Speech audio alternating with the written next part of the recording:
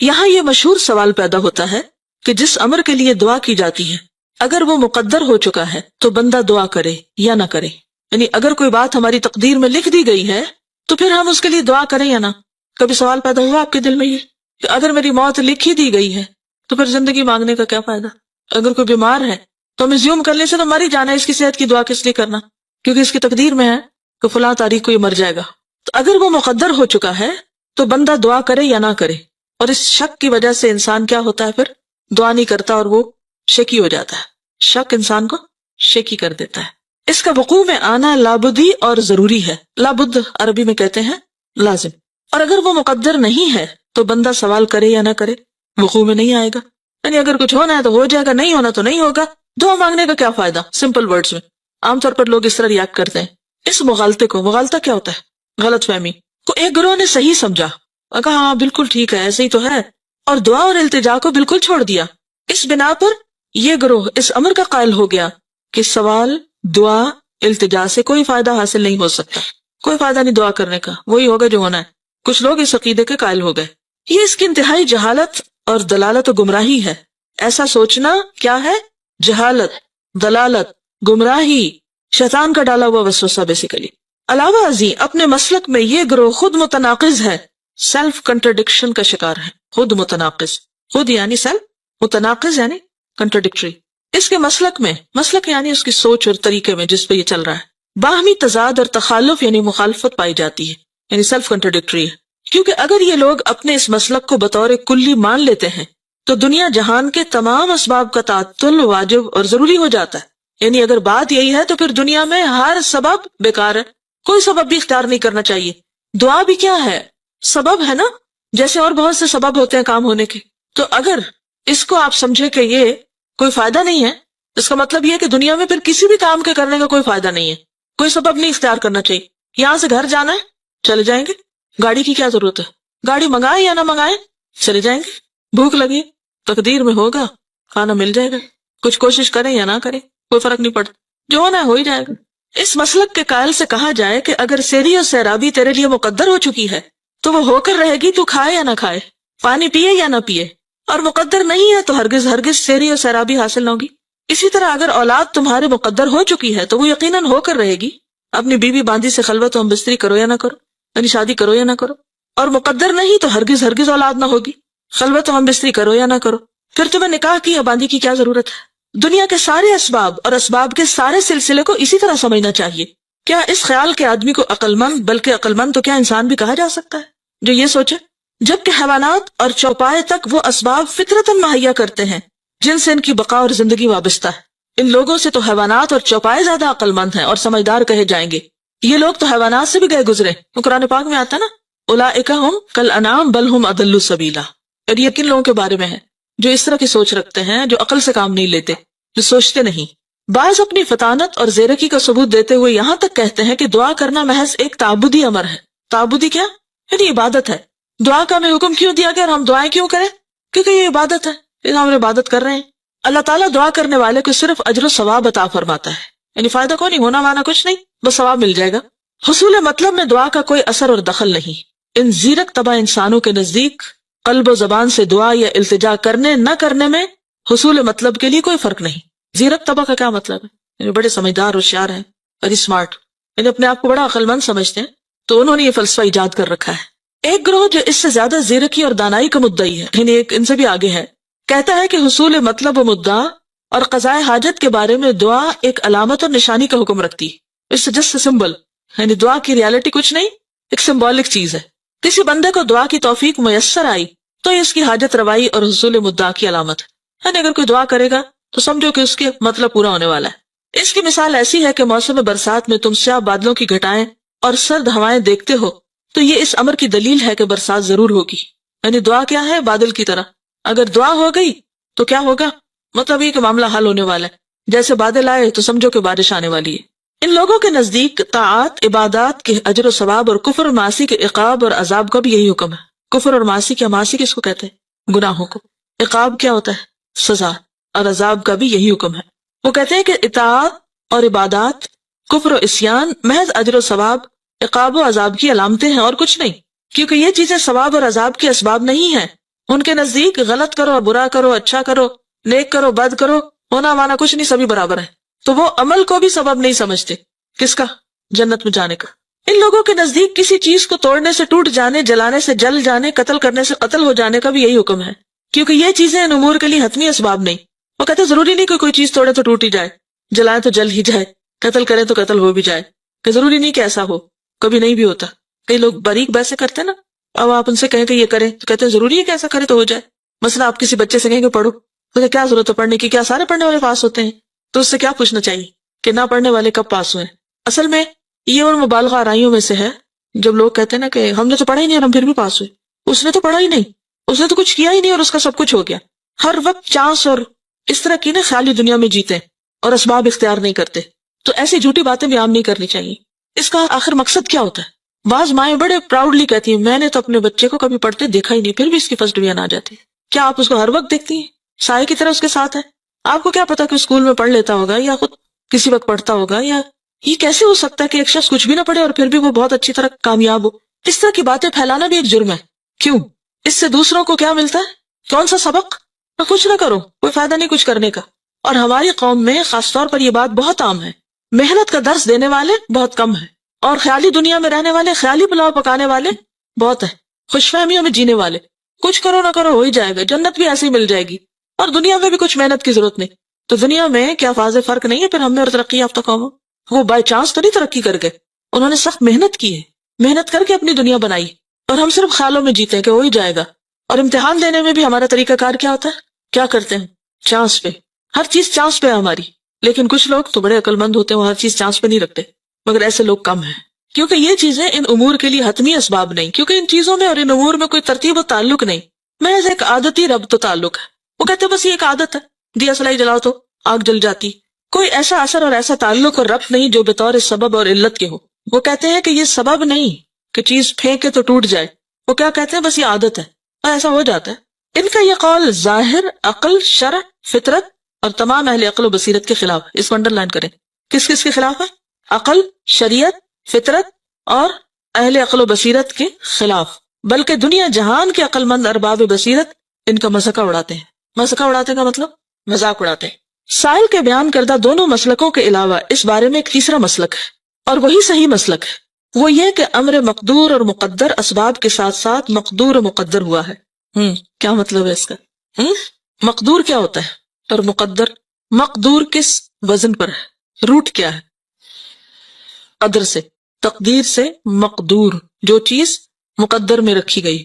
ٹھیک ہے، اور مقدر بھی وہی ہے، دونوں سیم ہے، اسی لیے واو ان کو جمع کر رہی ہے. وہ یہ کہ امر مقدور و مقدر اسباب کے ساتھ مقدور و مقدر ہوا ہے. یعنی تقدیر کس کے ساتھ ہے؟ اسباب کے ساتھ جڑی ہوئی ہے. یہ بات سمجھ آئی ہے کہ نہیں آئی؟ جس کو نہیں آئی وہ ہاتھ کھڑا کر کے پوچھ لے اور میں اسے شاباش دوں گی. اسٹیٹمنٹ کی سمجھ نہیں آ رہی. امر کا کیا مطلب ہے؟ کوئی بھی کام، کوئی بھی چیز جس کی تقدیر لکھی ہوئی ہے یا وہ مقدر ہوا ہے کیسے ہوگا، اس کے ساتھ اس کا سبب بھی مقدر ہے، وہ بھی ساتھ لگا ہوا ہے، اس کی بھی تقدیر ہے، سبب بھی تقدیر کا حصہ ہے. اب سمجھ آئی؟ ہاں، یہ بالکل ایسے ہی کہ جیسے وہ اس روز کسی نے ایک بہت اچھا کمنٹ دیا تھا. کسی نے کسی بزرگ سے کہا کہ دعا مانگنے کا فائدہ نہیں، کیونکہ جو تقدیر میں اگر لکھا جائے. تو انہوں نے کیا کہا؟ کیا پتا کہ تمہاری تقدیر میں لکھا ہو کہ تم دعا مانگو گے تو تمہارا یہ کام ہوگا. پھر یہی بات ہے، یہی بات یہاں پر ہے. ٹھیک ہے، اگر آپ یہ بات یاد رکھ لینا تقدیر کا مسئلہ آپ کو آسانی سے سمجھ آ جائے گا. کیا کہ تقدیر سبب کے ساتھ بندھی ہوئی ہے. مثال کے طور پر آپ دیکھیے، جیسے یہ لائٹ لگی ہوئی ہے نا، تو یہ کس کے ساتھ بندھی ہوئی ہے؟ سوئچ کے ساتھ، اس بٹن کے ساتھ. یعنی آپ نے ساری محنت، کوشش، سب کچھ کی، لگا ہوا ہے ہر چیز، لیکن جب تک اس کو آن نہیں کریں گے نا، یہ سبب ہے اور یہ مسبب جس کے لیے سبب اختیار کیا گیا ہے. تو اب آپ کہیں میری تقدیر میں ہوگی روشنی تو یہ جل پڑے گا. تو اب آپ کو کیا کرنا ہے؟ بٹن دبانا ہے، کیونکہ یہ بھی تقدیر کا حصہ ہے کہ آپ سبب اختیار کریں. یہ اس کے ساتھ ہے. ٹھیک ہے، آپ سمجھ آ گئے؟ شکر ہے. اور انہی اسباب میں سے ایک سبب دعا بھی ہے. ٹھیک ہے، دعا کیا ہے؟ سبب ہے. کوئی امر مقدور و مقدر محض بلا سبب مقدور و مقدر نہیں ہوتا. اس کو بھی انڈر لائن کر لیں، یہ آپ کو زندگی میں بہت فائدہ دیں گی. یہ باتیں کئی گتھیاں سلجھائیں گی. بلکہ اسباب کے ساتھ مقدور و مقدر ہوا. یہ جو بار بار مقدور و مقدر ہے نا، ایک ہی بات کو مختلف طریقوں سے کیا گیا تاکہ آپ بات سمجھ جائیں.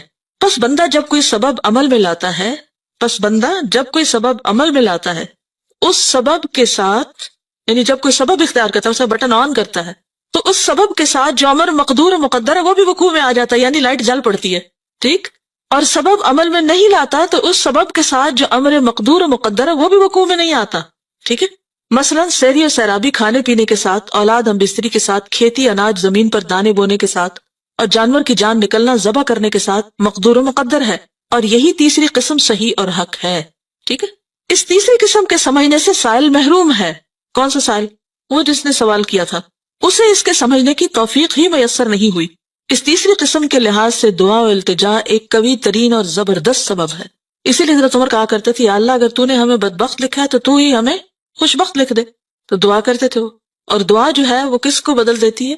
یعنی یہ سبب ہے تو اس کی وجہ سے جو مسبب ہے اس میں بھی تبدیلی آ جاتی ہے. یمحو اللہ ما یشاء ویثبت، اللہ جس چیز کو چاہتا ہے مٹاتا ہے، جس کو چاہتا ہے برقرار رکھتا ہے. اس کے لیے کیا مشکل ہے کہ وہ کسی چیز کو لازم ہی کرے؟ یعنی ایسا ہی ہونا چاہیے، اللہ یہ کہ اس کی مشیت اس کا تقاضا کرتی ہو. کیا مطلب ہے اس کا؟ یعنی اس کا جو کریشن پلان ہے اس میں ویسا ہونا زیادہ بہتر، یعنی اس کی مصلحت اس بات کا تقاضا کرتی ہے. اور یہاں سے اللہ تعالیٰ کی اتھارٹی بھی پتہ چلتی ہے، ٹھیک ہے.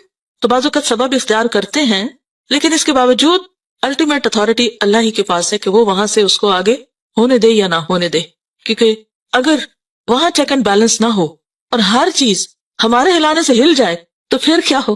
اگر ہم کہ یا اللہ بارش ہو اور جو باہر لوگ ہیں کہ یا اللہ بارش بالکل نہ ہو، نظام درہم برہم ہو جائے سارا. تو اس لیے وہاں چیک اینڈ بیلنس ہونا بہت ضروری ہے کہ یہاں سے جو دعا اٹھی ہے، سبب آیا ہے، کیا اس کو نافذ ہونے دیا جائے اور وہ چیز ہو جائے جو یہ چاہ رہا ہے. اور اگر یہ ہو گئی اور ان کے سروں پہ آ گری تو پھر بنے گا کیا؟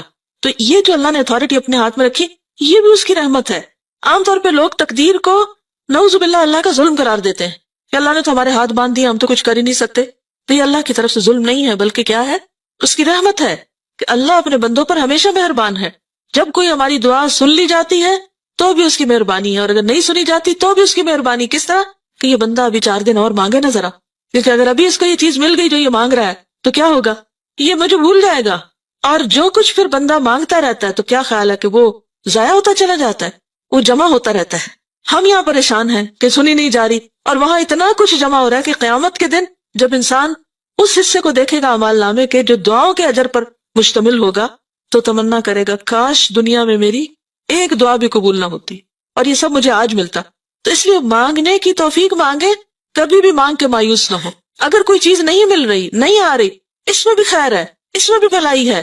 ان مع العسر یسرا. بعض اوقات ہم روتے ہیں، پریشان ہوتے ہیں، لیکن معلوم نہیں ہماری دعاؤں کی وجہ سے کتنی ہمارے گناہ جڑ جائے. ہماری جب دعائیں بہت قبول ہونے لگتے تو ہم آپ کو بڑی چیز سمجھنے لگتے ہیں. بعض اوقات غرور تکبر میں مبتلا ہو جاتے، بعض اوقات عبادت چھوڑ دیتے، کرنے کا کام چھوڑ کے بیٹھ جاتے. اللہ کو پتا ہے نا کہ اگر ہماری ساری دعائیں مان لیں گی تو ہم تو نقصان اٹھائیں گے. مثلا اگر بچے کی آپ ہر بات مانتے چلے جائیں تو کیا ہوتا ہے؟ ہماری عقل سمجھ تو اللہ کے مقابلے میں بچے سے بھی گئی گزری ہے. ماں اور بچے میں کتنا فرق ہوتا ہے، چند سالوں کا نا، کبھی 18-20 سال کا ہوتا ہے، کبھی تھوڑا بہت زیادہ یا کم. تو ماں اپنے آپ کو بڑی چیز سمجھتی کہ بچہ تو بالکل بے عقل ہے، اس کو تو کچھ خبر نہیں، تو اس کی ہر بات نہیں ماننی چاہیے. بعض اوقات جینوئن بھی ہوتی ہے تو ہم صرف اس لیے نہیں مانتے کیونکہ بچے نے کہی ہے، تو یہ بچہ ہے اس لیے نہیں اس کی مانی جائے گی. تو کتنی بھی پیار کرنے والی ماں ہو، بچے کی ہر بات کبھی نہیں مانتی اور نہیں ماننی چاہیے کیونکہ اس کی بعض باتوں میں اسی کے لیے نقصان ہے. مثلا اگر بچہ صبح اٹھے اور کہے میں نہیں اسکول جاتا تو ماں کہو میں گلے سے لگاؤں تمہیں. مجھے یاد ہے میں جب چھوٹی ہوتی تھی تو میں رو دھو کے روز اسکول جاتی، میں جانے ہی نہیں چاہتی تھی، رو رو کے برا حال کر لیتی تھی. اور کیا سمجھتی تھی میں کہ بہت ہی مظلوم ہوں اور میرے ماں باپ بہت ظالم ہیں. لیکن اب میں بعض اوقات کہاں اٹھتی ہوں کہ اگر میرے ماں باپ ذرا بھی ڈھیلے پڑتے تو میں کہاں خوار ہوتی، لیکن اس وقت ہمیں سمجھ نہیں آتی. اسی طرح استاد بعض اوقات سختی کرتے ہیں اور ہم ان کو بہت ظالم سمجھتے ہیں، حالانکہ وہ سختی ہمارے حق میں اچھی ہوتی ہے.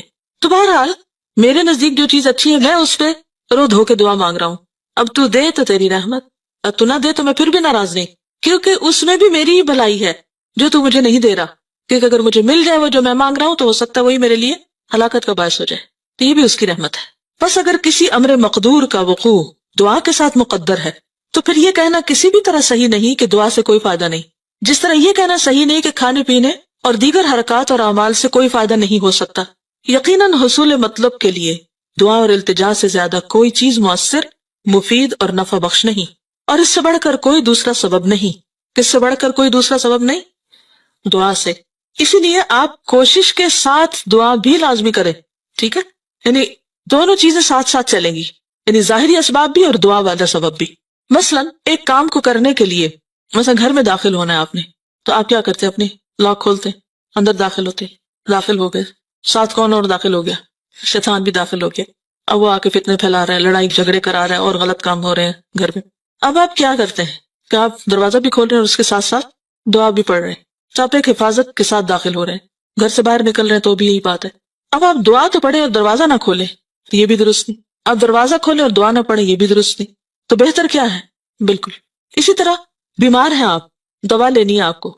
ایک یہ ہے کہ دوا نہ لیں اور صرف دعا کریں، اور دوسرا یہ ہے کہ دوا لیں اور دعا نہ کریں، اور تیسرا یہ ہے کہ دوا بھی لیں اور دعا بھی کریں. دوا بھی سبب ہے، دعا بھی سبب ہے. ان دونوں میں سے بھاری سبب کون سا ہے؟ دعا. لیکن اس کا یہ مطلب ہرگز نہیں کہ مضبوط یا بہترین سبب لینے کی وجہ سے آپ نے دوسرے سبب کو اگنور ہی کر دیا. تو اس کو ساتھ لے کے چلنا ہوگا. یہی اللہ کا حکم ہے. واضح؟ اچھی طرح واضح کہ جب بھی کوئی مشکل پیش آئے، کوئی بھی کام کرنا ہو، کوشش پلس دعا. صرف اپنے زور بازو پر بھروسہ نہیں کرنا. کس پر بھروسہ کرنا؟ اللہ پر. کہ سائی ہماری طرف سے، اتمام اللہ کی طرف سے. ہم کوشش کریں گے، کام کو مکمل کرنا اللہ کے ذمہ ہے. وہ جیسے فارسی کا ایک شعر ہے نا، سپردم بتو مائے خیشرا تو دانی حساب کمو بیشرا. کیا مطلب ہے؟ کوئی پتہ نہیں. سپردم بتو، میں سپرد کرتا ہوں تیرے، مائے خیشرا، اپنی حقیر کوشش، تو دانی، تو جانتا ہے، حساب کمو بیشرا، کمی بیشی کا حساب تو جانتا ہے. یعنی مجھے جتنی سمجھ تھی میں نے کام کر دیا، اب یا اللہ تو اس کو پار چڑھا. میں نے کشتی بنا دی، تو اب جب بیٹھنے لگو تو کیا کرو؟ نوح علیہ السلام نے جب کشتی بنائی تھی تو اللہ تعالیٰ نے کیا فرمایا؟ کیا کرو